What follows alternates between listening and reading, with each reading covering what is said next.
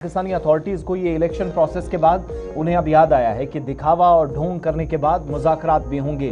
शहबाज शरीफ PoJ पर पहली मर्तबा खुलकर कह रहे हैं कि बातचीत से अब बाज़ाब्ता तौर पर मामलात का हल होगा।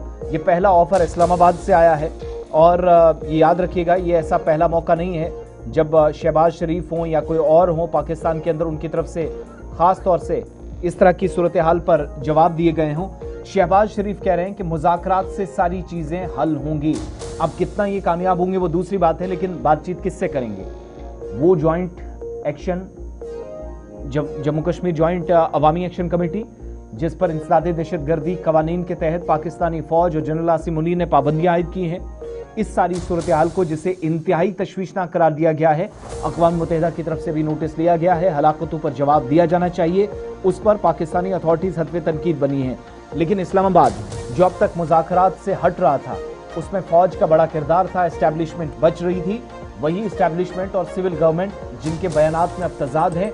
एक तरफ मुज़ाकरात पीओजे में जैक के साथ नहीं होंगे, ये मुल्क दुश्मन और रियासत दुश्मन या इंडियन एजेंट्स कहकर इनको नज़रअंदाज करने की कोशिश फ़ौज की जानिब से हुई, लेकिन वज़ीर-ए-आज़म कह रहे हैं कि मुज़ाकरात करेंगे। एक नया ऑफ़र है जो अभी तक कबूल नहीं किया गया है जैक की तरफ से। शहबाज शरीफ को जरा सुनिए। किसी भी महज़ब माशरे में ला कानूनियत की इजाज़त नहीं दी जा सकती। अगर कोई मुतालबा है, अगर कोई मामलात हैं, उनको मेज़ पर बैठकर बातचीत के ज़रिए हल करना चाहिए।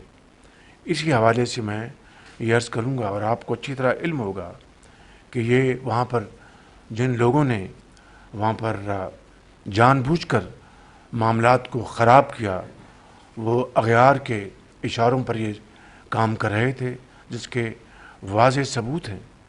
लेकिन इसके बावजूद वहाँ पर हमने ऑल पार्टीज़ कॉन्फ्रेंस का इनेकाद करवाया इलेक्शन से पहले मुज़फ़्फ़राबाद में, जिसमें तमाम पार्टीज़ शरीक हुई मासवाए एक पार्टी के।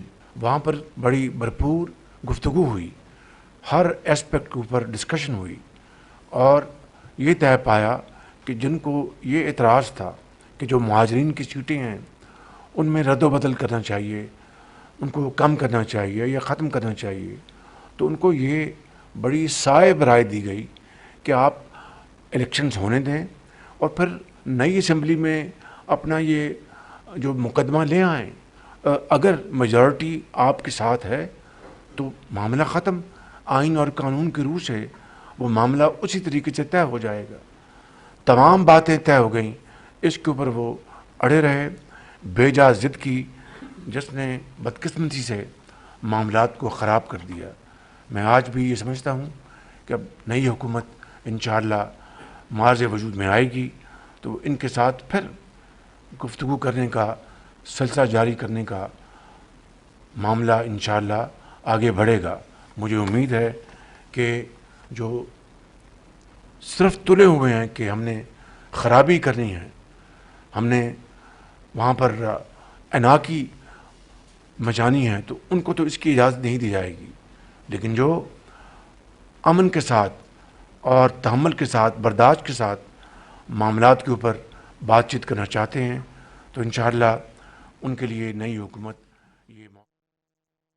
शहबाज शरीफ बात कर रहे थे दो तरह के मैसेजेस, जो अनारकी फैलाना चाहते हैं उनके साथ अथॉरिटीज़ नहीं है, दूसरा कि जो 12 सीटों वाला मसला है, अभी वो चाह रहे थे कि थोड़ा सा उनको लग रहा था पॉलिटिकली एज था तो इन पर इलेक्शंस होने दिए जाएं, वो हो गया।